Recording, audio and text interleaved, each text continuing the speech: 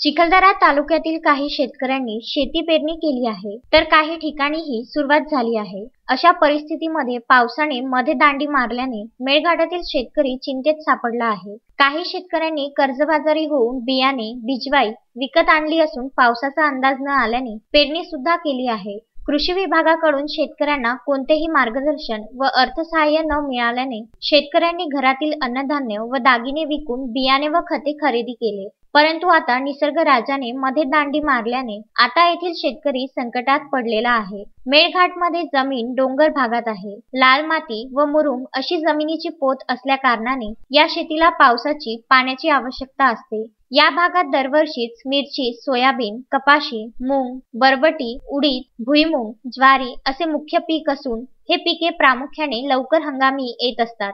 परंतु पावसाचा अंदाज चुकल्याने येथील शेतकरी संकटात सापडल्याचे मत जयराम कासदेकर, सहदेव कासदेकर, बाला बेलसरे, शिकारी झाडू जामुनकर यांनी बोलून दाखविले आहे। शेताची पाहणी केली असता काही पिके कोरफड असल्याचे आढळून आले। मारुती पाटणकर, विदर्भ न्यूज, चिखलदरा।